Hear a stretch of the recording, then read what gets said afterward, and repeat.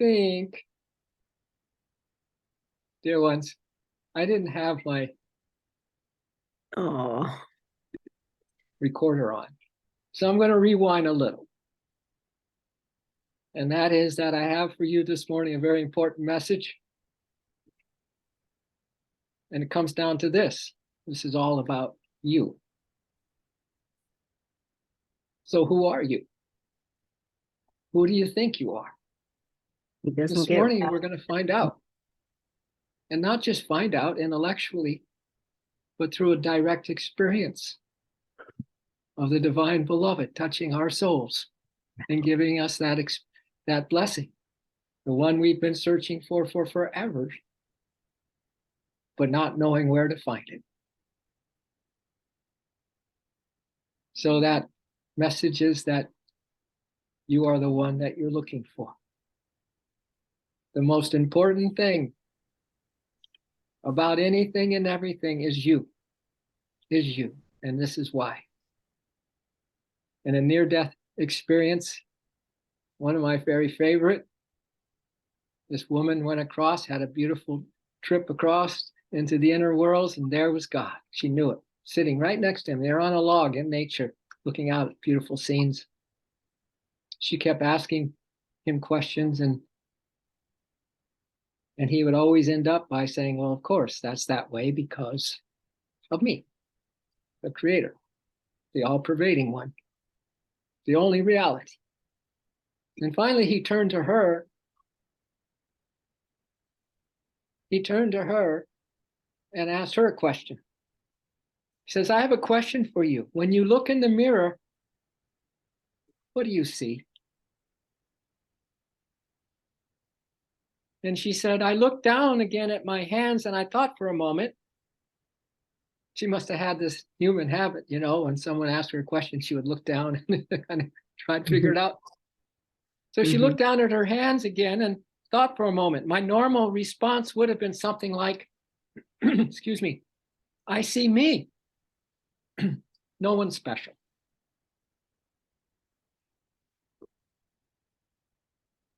Just me.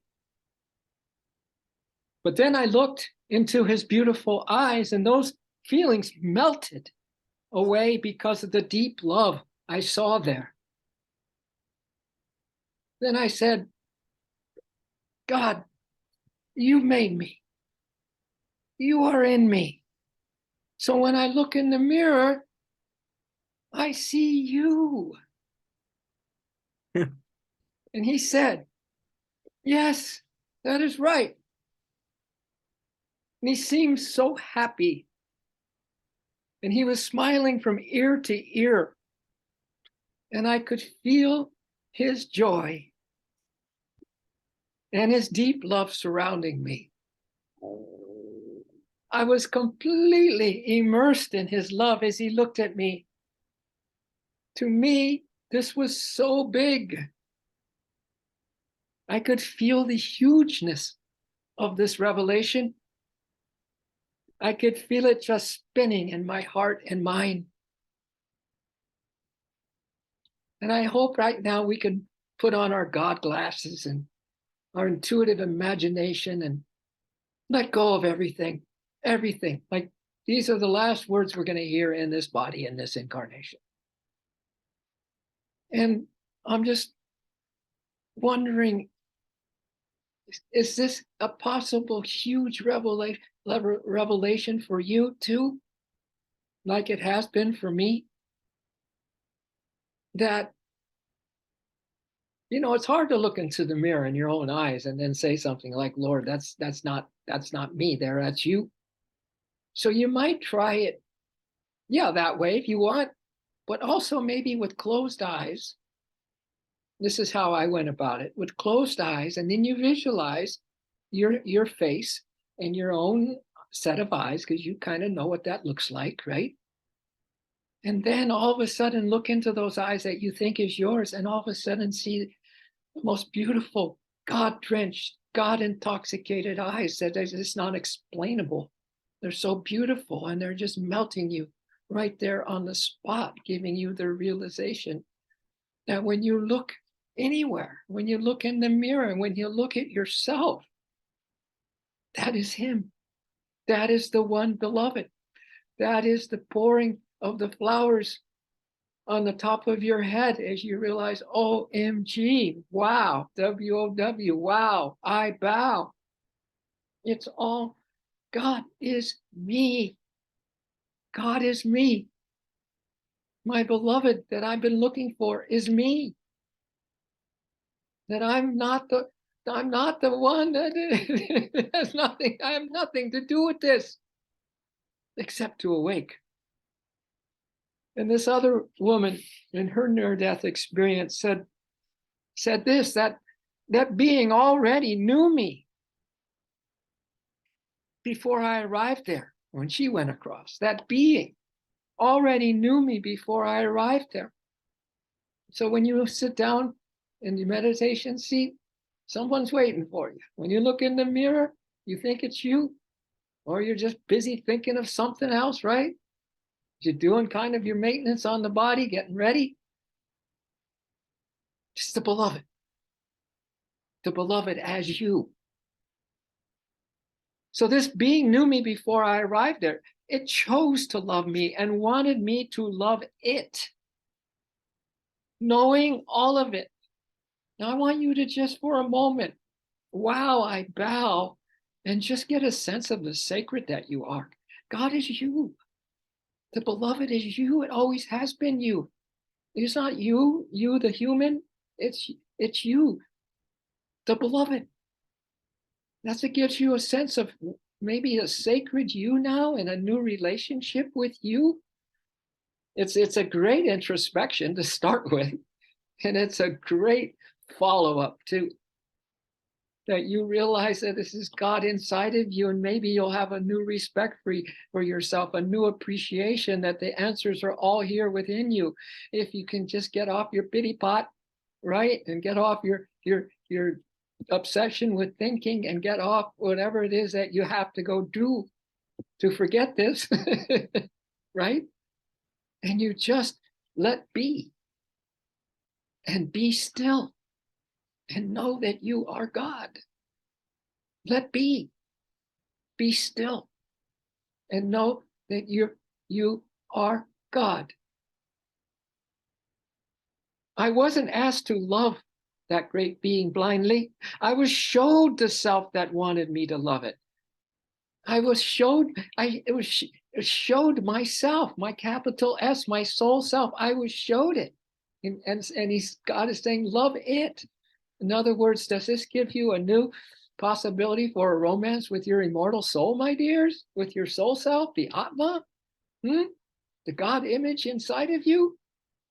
It wanted to be chosen by me as the one that I would love. Choose it now with all your heart, mind, strength, and soul. Choose that you are going to love that beloved inside of you, for starters, for the wake up. And then when you have woken up, then you'll be able to bow the wow, I bow, and know.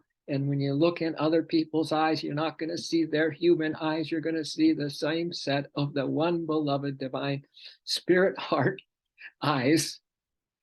And you will have the same reaction.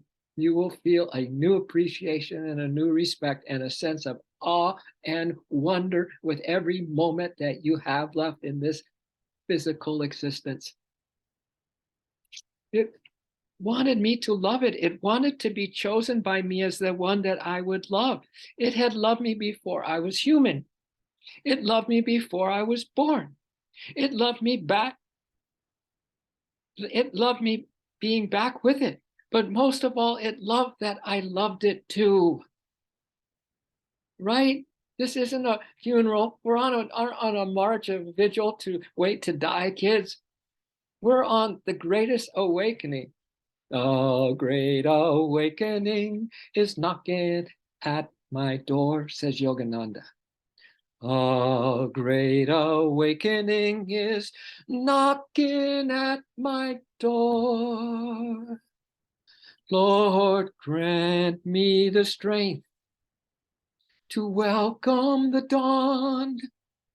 Grant me the strength, Lord, to welcome the dawn over the ashes of many desires. Over the ashes of many desires. When this I shall die, I will know who am I. The ashes of the dead ego self. How's that? The dead beliefs that you believed in for incarnation, and find yourself in this and another incarnation as miserable as you've been for all those other incarnations as well. Die to that old self to awaken. Rumi says, and I have a beautiful quote from him coming up, that he says, you can't have, this is a duality. So there can't be the two of you. There can't be the God image within you and your ego self existing together. God can't not die because he's the ever-living one, right? You, in the body as an ego, the body can die. So guess who's up next? You need to die to discover who you are. And I have a pretty nice little quote. Well, I might as well tell you that. Read it to you right now since I mentioned it.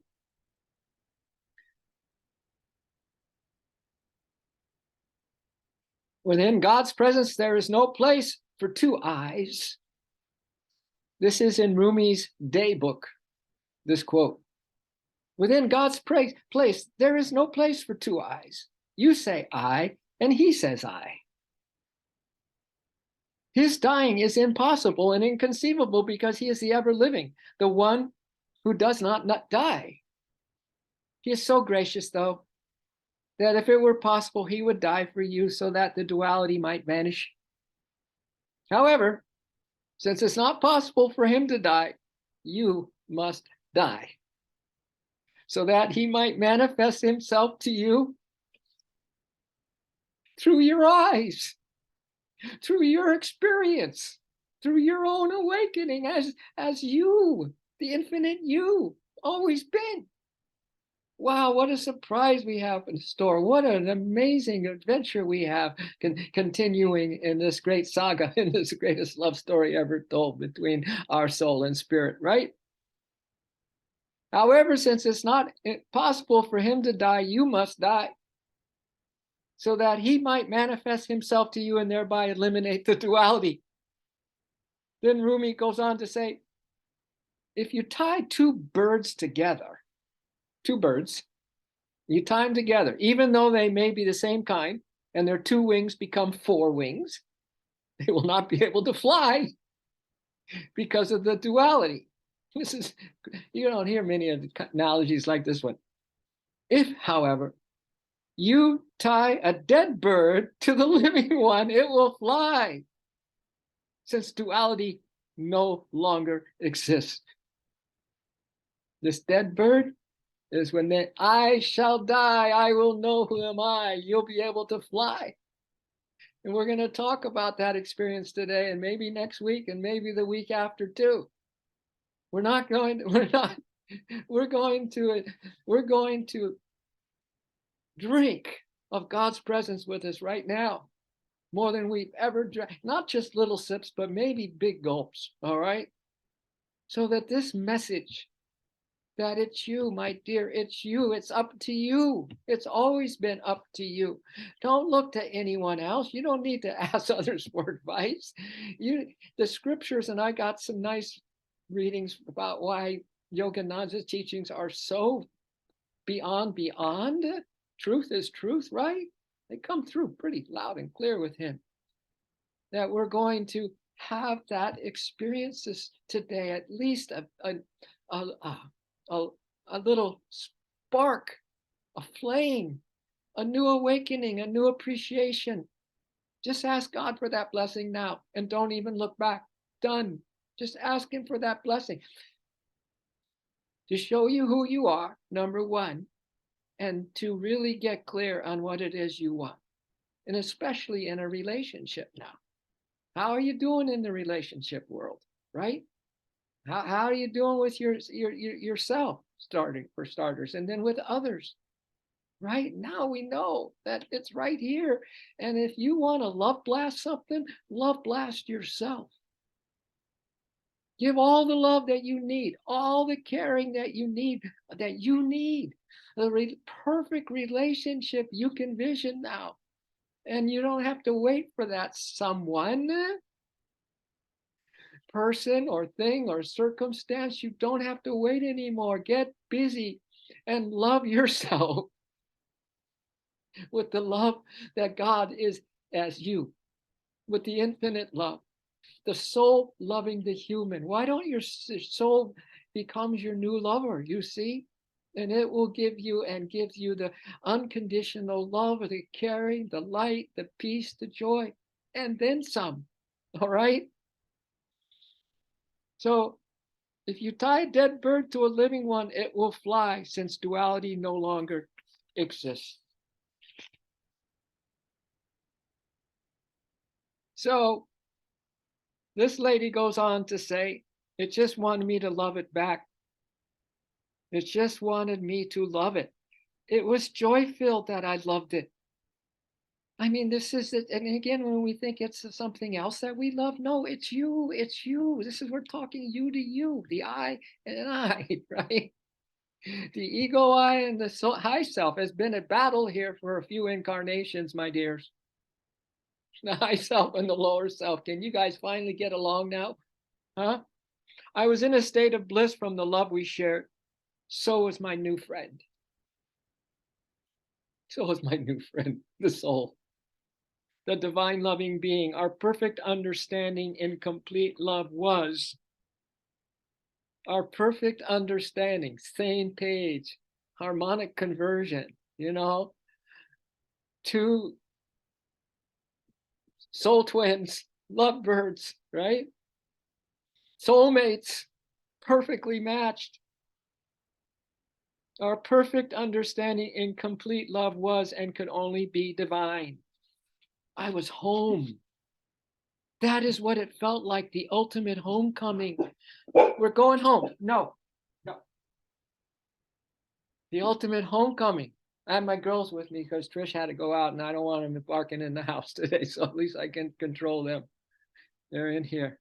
Imagine being a dog and your master was just giving these gitas and all the time meditating, and you would lay around while your master meditated. We probably a dog many times to a holy one just to pick up on vibes, So I was home. That is what it felt like, the ultimate homecoming. I was where I was meant to be. I fit perfectly there with myself. I was so glad to be there, loving with that being. Can you imagine this all happening internally? You don't need anything. You don't need the help of anyone or anything else to change yourself. You don't need the help of anyone, Yogananda's quote, or anything else to change yourself. Just change, just change, just change, just change. Baby, just change your consciousness. My tune, Yogananda's words. Just change, just change, just change just change. Baby, just change your consciousness. Very simply then, all you need to do is think away the thought you want. To destroy, to destroy, to destroy, when this I shall die, right? The little ego I, and replace them with constructive ones. Replace them with constructive ones. This is the key to heaven. Yogananda goes on to say, this is the key. You've got it in your hands. It's in your hands. It's in your hands. It's in your heart. It's in your heart. The key to heaven is in your heart. I was meant to be. Oh, loving with that being. I was fit perfectly there. I was so glad to be there, loving with that being. It was where I was meant to be, is as close as I can put it. To be together with that other loving self. Finally, our pieces are together. No more divorce, no more separation. Woo! To be together with that other loving self was the perfect place for me to exist. Bang! Nice start. Nice reset. Nice little boost this morning. You know, the real boost, the real enthusiasm, to be enthused with spirit, the real things that can change your vibes and lift them up and get in there and kind of fill in some of the ruts of habits and still desires for things that you know are going to make you unhappy, but you're still going to do them. That kind of thing. This is the vibe that's with us this morning. Let it work on you. This is soul makeover time now. Complete soul makeover. And it starts right there at that root chakra. That's what we're talking about right now, the root chakra. But I want to go now to, we're going to finish. We're going to finish this section here, believe it or not. Yeah, this section in chapter 8, where we were working on verses 10, I think 10 and 11. We were working on it for quite a while. Yes. Verse 10. Oh, verses 9 and 10. Excuse me. And we're getting to the end of this section.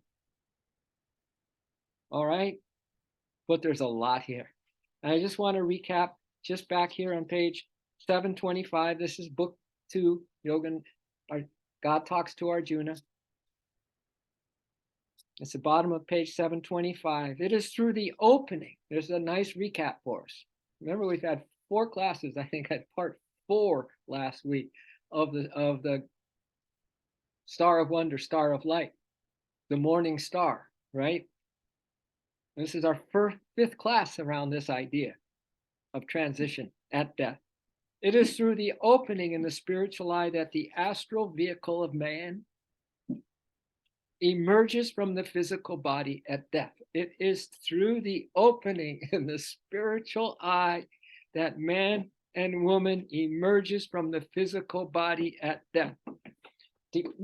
Oh, they sneaky. Wait a second. Wait a second. Girls, come here. Look, come here. Come on. Come on. Let's go. Come on. Oh, are you going to keep an eye on them? Oh my gosh. Well, I had them in there so that they wouldn't bark.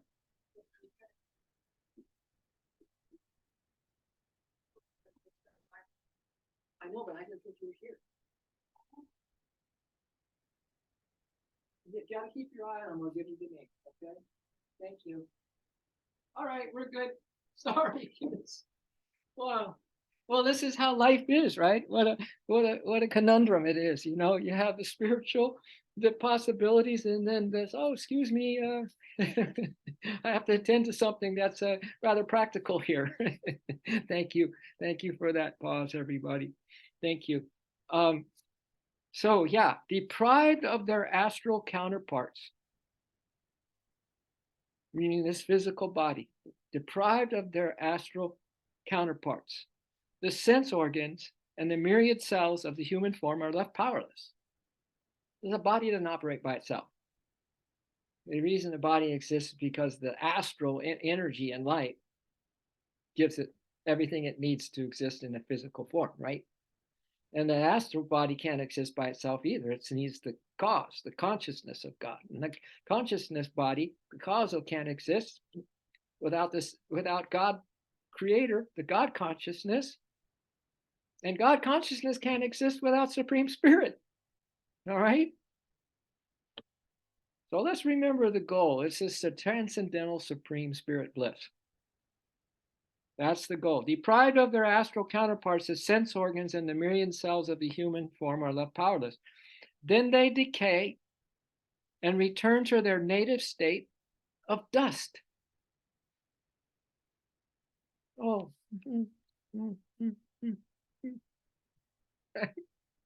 dust, just dust. That's why when you look into your physical eyes, if you do it, just go to the mirror and look in your physical eyes and try to see, you know, the divine eyes. It's awfully hard because you've loved the false idol of your body for a long time. It's hard to get off of it, right?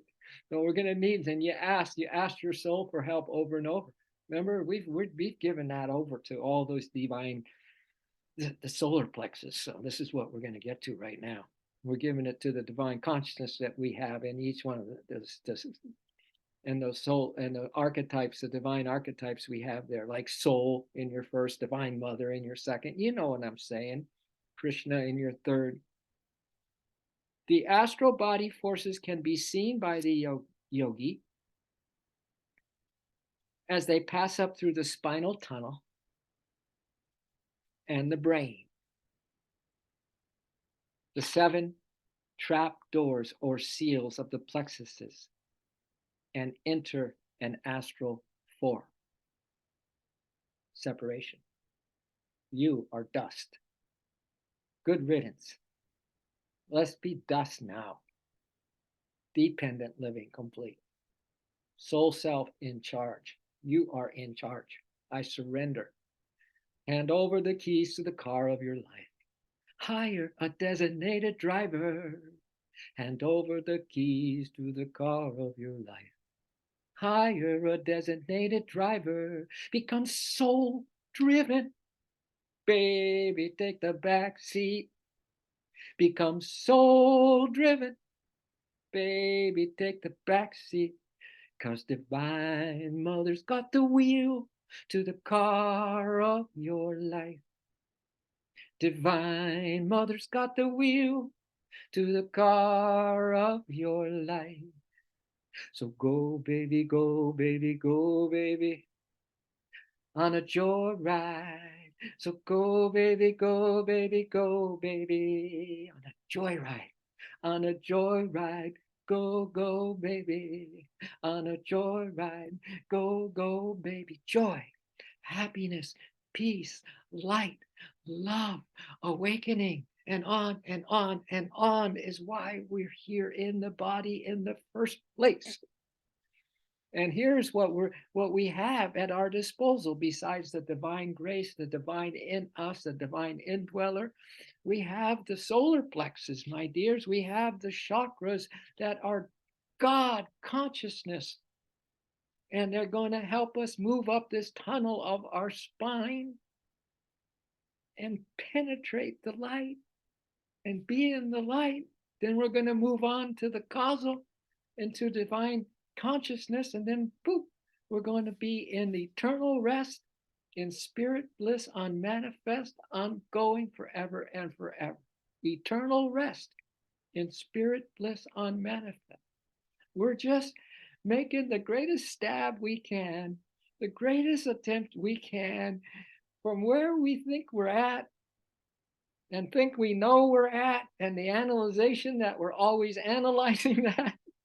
Whatever we're at right now, we're just going to say, fine, okay, but that's not going to stop me from diving into the truth and nothing but the truth. So help me God. So this is Yogananda's lessons about those chakras, and then we're going to hear about the truth in these lessons, okay? Before we move on, because I want to put things into perspective today in a new appreciation of what you have. Besides that, a new appreciation for who you are. What? You can't continue today in identity theft, man. And who's ripping you off? You. See, it comes down to you. You're either ripping yourself off or you becoming your best friend. Choose. You're even siding with the divine higher self part of you, or you're not. Choose. Wow. And this is the lifetime I think that you're not only choosing, but you're making an unconditional commitment. So about the chakras in one of Yogananda's lessons. The same cosmic powers and ordinances that create and govern the macrocosm of the universe are also at work in man and woman, the microcosm. Man's body is thus the real seat of true knowledge. Man's body is thus the real seat of true knowledge. Look within. As a Kriya Yogi who is advanced enough to withdraw the consciousness and life force from the body, senses, and the world, and who can feel the 7 points of the cerebrospinal axis from the coccyx to the cerebrum, can feel all knowing can feel all knowledge emanating from them as vibrations of Om, all knowledge. You really don't have to go to Google to get the answers. Yogananda used to train his early disciples. He said, go to God consciousness and find out, because he asked them to be accountants. He asked them to do the business side and this and that. And they said, we don't have any training in that. Go to God, get the information straight from him.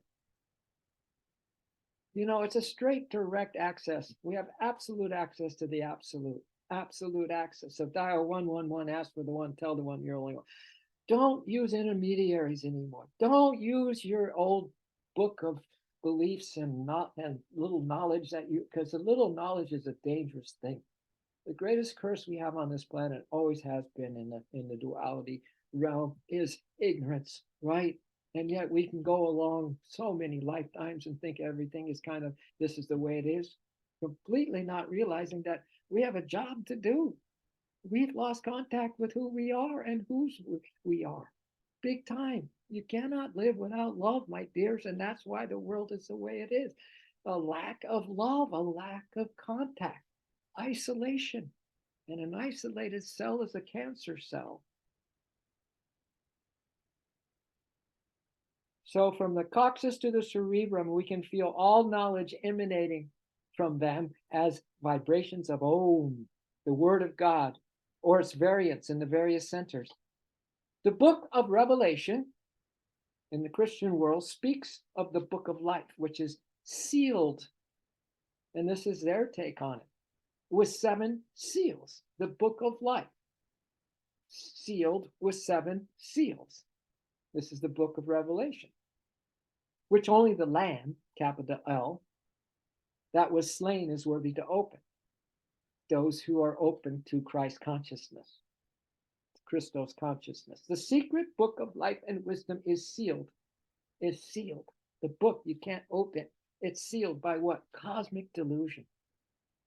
Only the wise devotee who has sacrificed all bodily desires and transcended body identification, because you're dust now. You have no claim. You have no interest in your physical form anymore. You're too interested in the new appreciation for OMG. The light is me. It's always been me. All I got to do is get my act together. All I got to do is to really have a new appreciation for the sacredness of this life and the preciousness of each moment, right? Things we always talk about. So only the wise devotee who has sacrificed all desires, bodily desires, and transcended body identification and is able to withdraw the soul and astral body by opening the knots of flesh and consciousness in the 7 centers. So we're consciously dying every day. We're consciously leaving this world every day. But that, by being not a part of this world, gives you the power to be in this world as a full expression of divinity, which is what the world needs the most, right? It's the God light, it's the God peace, it's the God compassion, it's the God love, right? That's what you need to emanate. So one person can change the world, huge. And the emanations that go off beyond your wildest dreams. So don't put it off, right? The world needs you. It's the real meaning of the phrase, the world needs you. Because you can change the world if you change yourself. And wake up to your true nature, as we're talking about this morning. So to those yogis, the Kriya yogis, and withdraw the soul and astral body by opening the knots of flesh and consciousness in the 7 centers is qualified to open the seals of secrecy. Only those who are really willing to do it. Just be willing. Willingness brings in the greatest supply of energy. Just be willing, and God will do the rest. Ask for help in everything, from the smallest thing to every detail, all the time. Rely on your true soul self. Rely on it. It's got all the answers, all the power, everything you need, all the fun, all the love, everything, right? Because you're going to then be qualified to open the seals of secrecy, the chakras, the solar, the plexuses, to open the seals of secrecy and become one with all truth. The seals are the 7 sleeping spinal centers. All the wisdoms of the cosmos is locked up in the spinal centers. Now, this is Yogananda's that you're going to hear why it's so important that you absorb the Guru's teachings, man. With all the urgency and the openness and the love and devotion, and just that you're totally committed. That's a non-negotiable, right? No matter what, no matter what, that you're going to drink from the well that has brought you here to these teachings, to the Gita itself, and to Yogananda's teachings. Wow. So the seals are the 7 sleeping spinal centers. All the wisdom of the cosmos is locked up in the spinal centers. It is by opening the spinal seals that one is able to read the wisdom in the book of life and ultimately commune with God. By opening the spinal seals, one is able to read the book wisdom in the book of life and ultimately commune with God. When you increase your perception and feeling, when the all-seeing eye is open, and when the all-accomplishing power is felt. Wow, when you increase your perception and feeling, when the all-seeing eye is open, and when the all-accomplishing power is felt, then you will automatically absorb truth from the book of nature, automatically. Shall I read those 3 things again? I think they're important. When you increase your perception and feeling, when the all-seeing eye is open, and when the all-accomplishing power is felt, then you will automatically absorb truth from the book of nature. Absorb truth within, not only through the limited power of the senses, but from the depths of silence within, through the unlimited power of your spiritual perception, of your intuition, with the unlimited power of your spiritual perception, of your intuition. Another lesson, just picked it up this morning. Doesn't matter which one. These are the new set. I know some of you are going after those. And if you haven't, get the new set of SRF lessons and begin. After hearing this, you'll begin a new depth in your study in these lessons, okay? This is a section here where Yogananda says some students receive these teachings intellectually and superficially, but those who go deep into these truths will be forever blessed. Realize the infinite scope and variety that you are receiving. I vouch for that. I myself did not always receive in that way. I remember the days and nights I passed with my master. Often he would give me just a little, and then I had to meditate on that little and be one with that little before he would give me a little more. He insisted that I assimilate each truth. He insisted. The Guru's insisting now that you absorb this stuff. You just can't hear it once or twice, or I've read it once or twice, right? He insisted that I assimilate each truth. That is how you can grow spiritually very, very great. Otherwise, what you learn remains merely intellectual. Yogananda goes on to say, I want you to come face to face with the truth in these teachings you are receiving, so that your knowledge is firsthand and direct. We have absolute access to the absolute access. We have absolute access to the absolute access. So dial 111, ask for the one, and tell the one, you're my only one. And now the one's going to give you that look through your own eyes. As you look in the mirror, there won't be your own eyes anymore. It'll be the divine beloved's eyes. And he's going to say, so dial 111, ask for the one, and tell the one you're the only one. Now you're the one that's going to be telling that to yourself. I'm the only one, right? We have absolute access to the absolute. Listen to this. Every day, study them, even if just a little. Even one line from anywhere in his lessons, even one line may encapsulate millions of intuitive experiences that I have had in the realm of the infinite.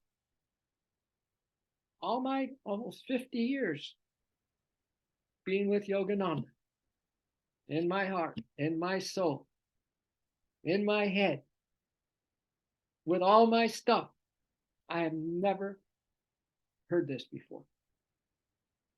Even one line may encapsulate millions of intuitive experiences that I have had in the realm of the infinite. One line. Can you feel that? Can you feel the truth? It's so palpable. It's always been that way to me. And he says in another place, he says, if you can practice just 1/1000th of a percent of what I'm telling you in these Thursday night services, you will know God. That is a quote that I've read before from him. 1/1000th. You practice just 1/1000th of what I have been teaching you in these Thursday night lessons, you will know God in this life. Sometimes you just got to go on a big old boost and lift me up, energetically fest, and just go over the promises that God is giving you. And just don't pass them over, but rejoice in them. Rejoice, rejoice in the light of your soul. Rejoice, rejoice, we're going home. Rejoice, rejoice in the light of your soul. Rejoice, rejoice, we're going home.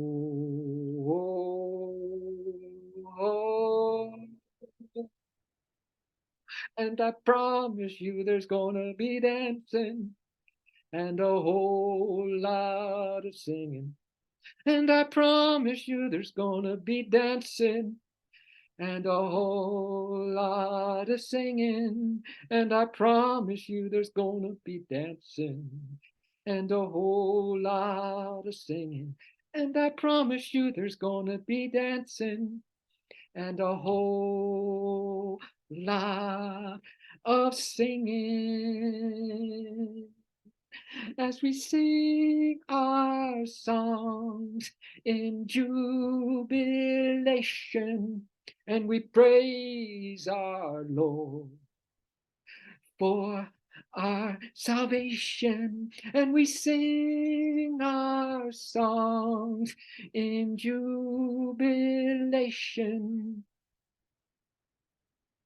and we praise our Lord for our salvation. Rejoice, rejoice in the light of your soul. Because even one line encapsulates millions of intuitive experience that I've had in the realm of the infinite. I behold the face of the infinite. And from that realm, I spiritually impart what I perceive. And that's now. Yogananda is not the old Yogananda anymore. He is ongoing, ever newly, higher and higher, right? More powerful, more accessible than ever before. So you're getting your intuitions from someone who's in direct contact with the infinite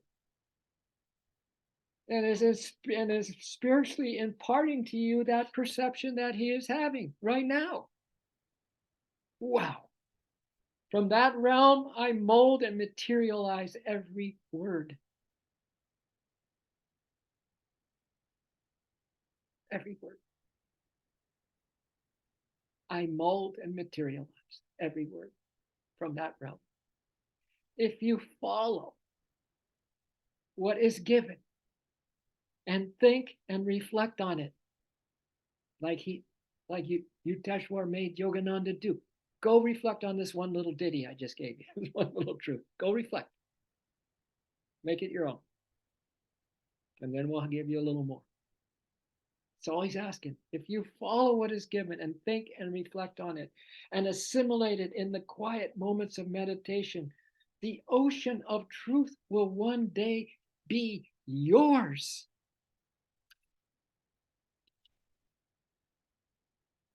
You could call it the ocean of truth or the river of life.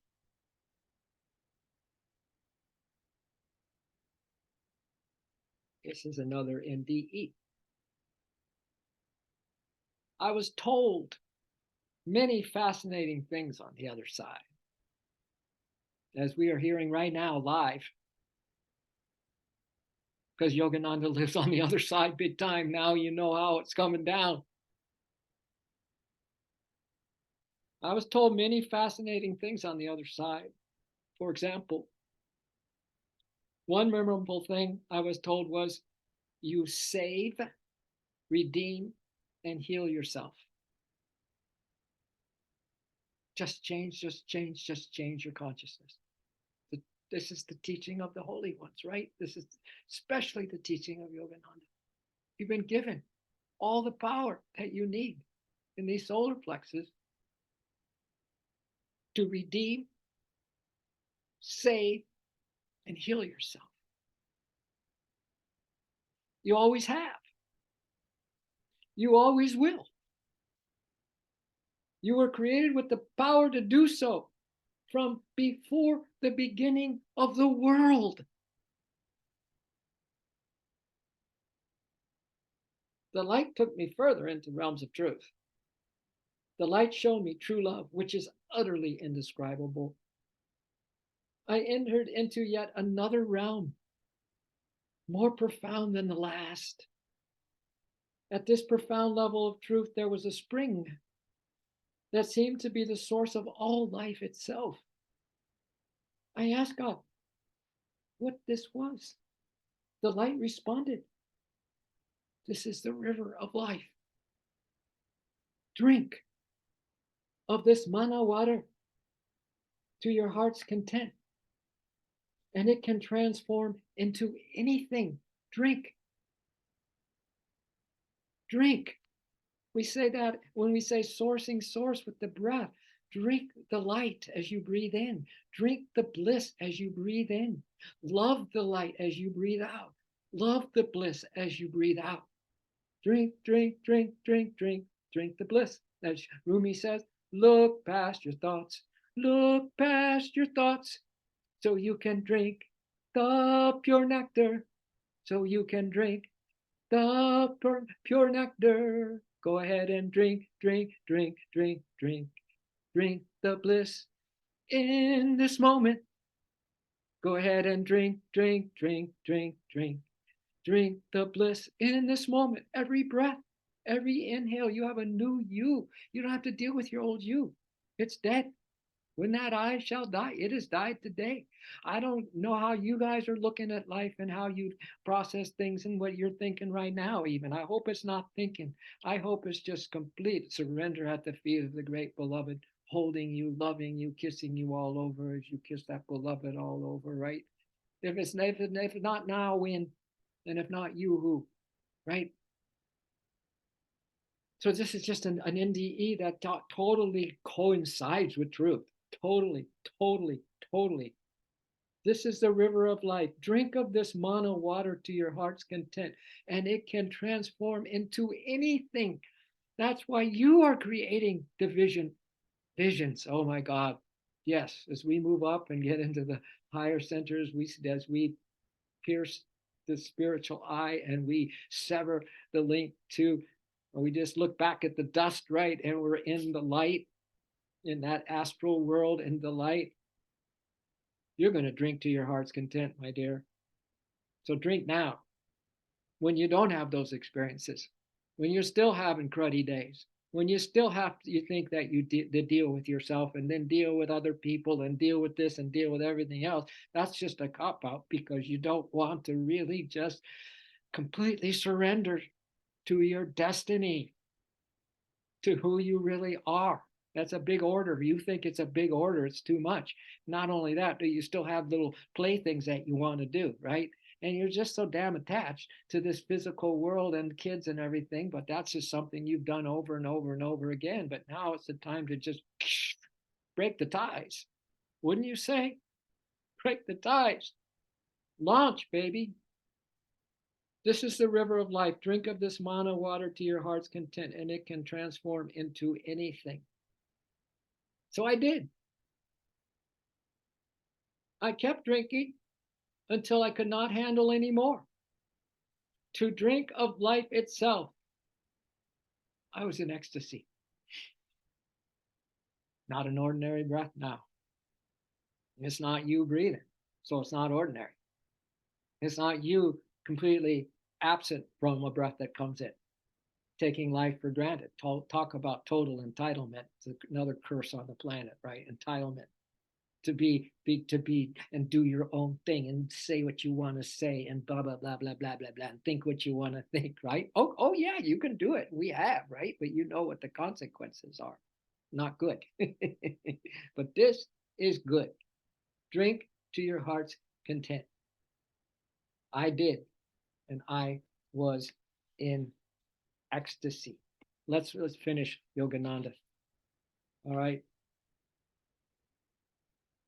So he's talking about reflect on a truth and assimilate in the quiet moments of meditation, and the ocean of truth and the river of life will be yours to drink from all day, every day, for the rest of this life, and if needed, more lives, until you are in eternal rest in the infinite bliss unmanifest.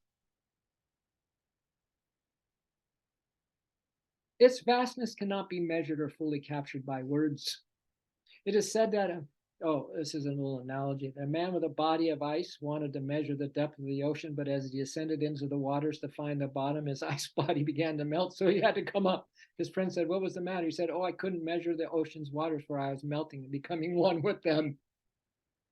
If you go deep into truth, Yogananda says, you separate consciousness. You separate consciousness. Your separate consciousness begins to melt. If you go deep in truth, your soul, we could say, your separate soul consciousness begins to melt in the infinite divine consciousness. And that ego consciousness that is the pseudo soul. It all melts into the divine consciousness. Yogananda goes on to say, it's not easy to write about truths perceived in cosmic consciousness, for you have to come down from that state to put them into words. When you live in them, those higher states, wordless, thoughtless, drinking, there it is again, drinking of those mysterious powers. They are so tangible, yet so hard to express. But as far as I am able in words, I have given those truths to you. Study them deeply. Apply the calmness producing meditation techniques you have received in the lessons, and with the expansion of your intuitive power, the expansion of meaning will occur within you. The expansion of their meaning, right? Or whatever it is you want to know will occur within you. In your expanding calmness, so often new meanings will surface. There is a bottomless well of truth in these lessons, which you who study them with all your heart will find.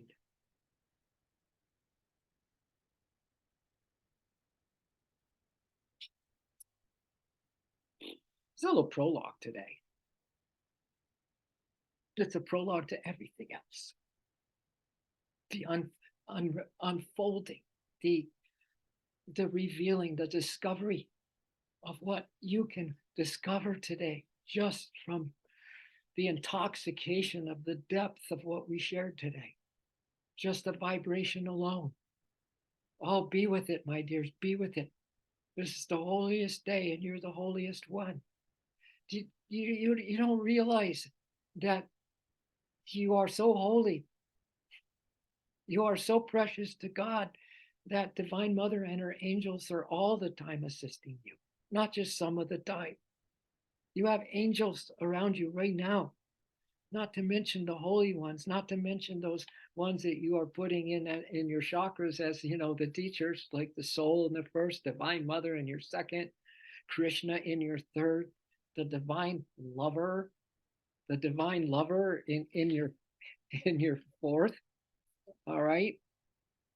I have a little lover's breath. I'll get to what I'm saying, in closing. We're getting ready to the close anyway. I'll get to it. But since I meant lover, talking about what you have before you, this is a lover's breath. Wait to receive the beloved. Breathe in slowly to receive your beloved's love.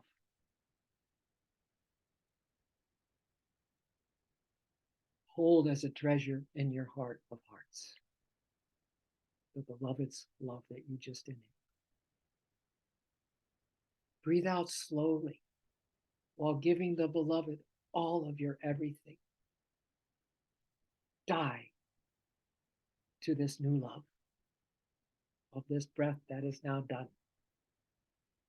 Die in this new love that you're experiencing with this now new breath. Repeat and be killed softly with love each full breath cycle. And I put as a little reminder to myself, this breathing technique will give you a slow death by love.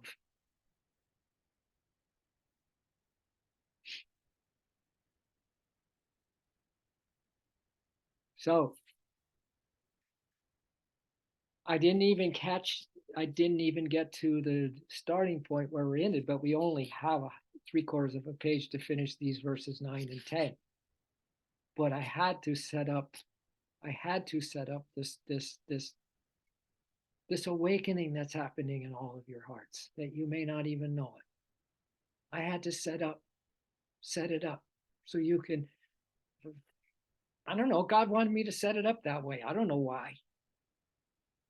Because this is too darn important. That's how I started today, right? There's this one, the most important message to give you. And it's all about you, my darling. It's all about you. Can I give you one more in closing then? One more near death. These are my faves. So glad I did this book, Lessons from the Afterlife for a Happy Life.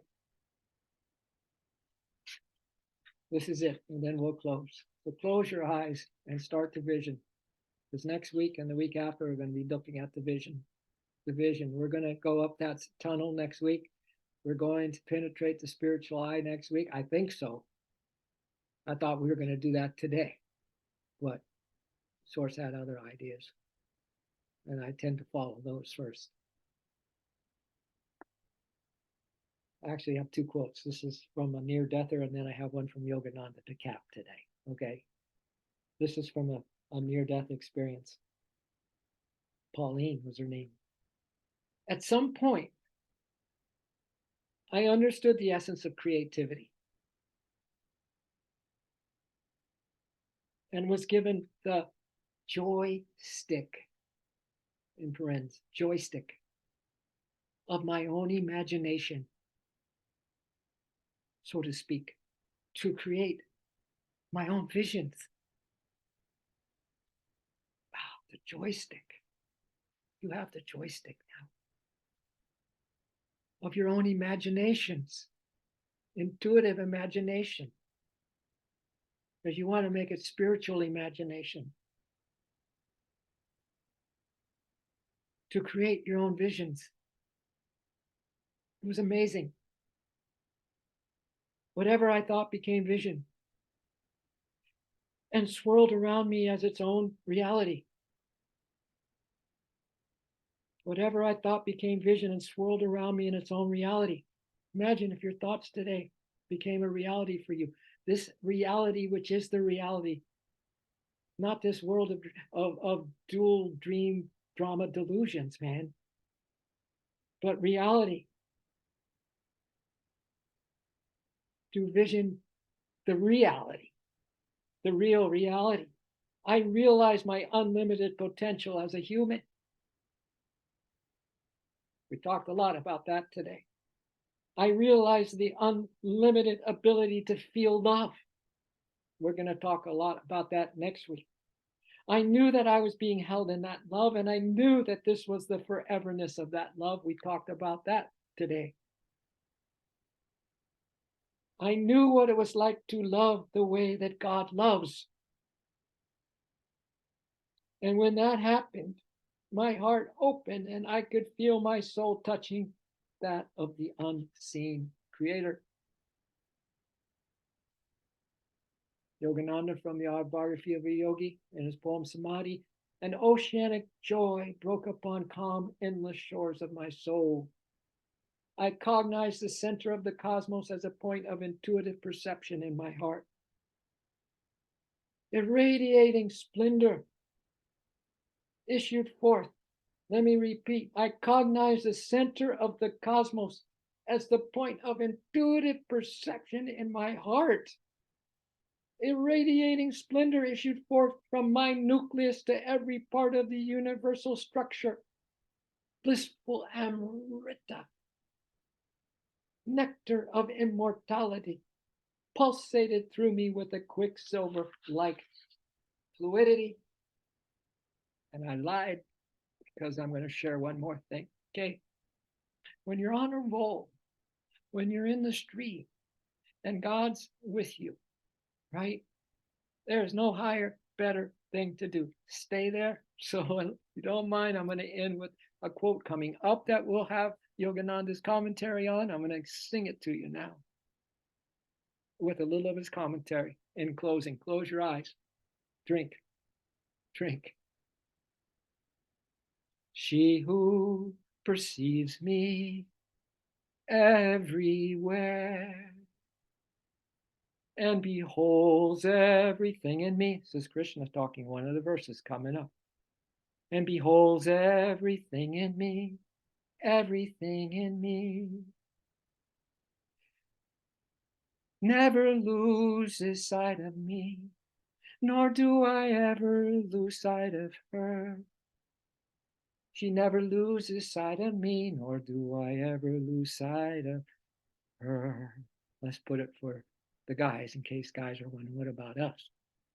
He who perceives me everywhere and beholds everything in me, everything in me, never loses sight of me, nor do I ever lose sight of him, never loses sight of me, nor do I ever lose sight of him. Here's the commentary part of it. Yogananda then comments, the divine lover beholds God through every window of time and space. And the cosmic beloved beholds the devotee through every window of her omnipresent love. Enlocked, Lord, enlocked in visions of love. God and the devotee enjoy unparted union, enlocked in visions of love. visions of love.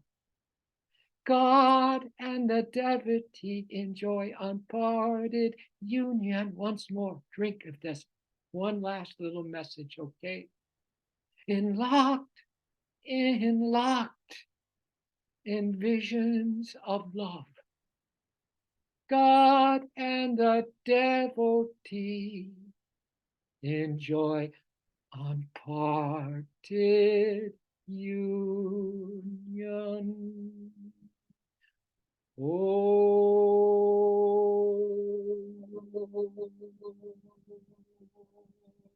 Shanti, Shanti, Shanti.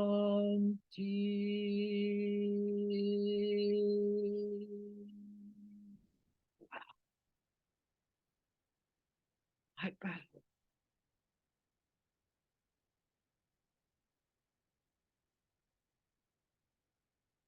Namaste.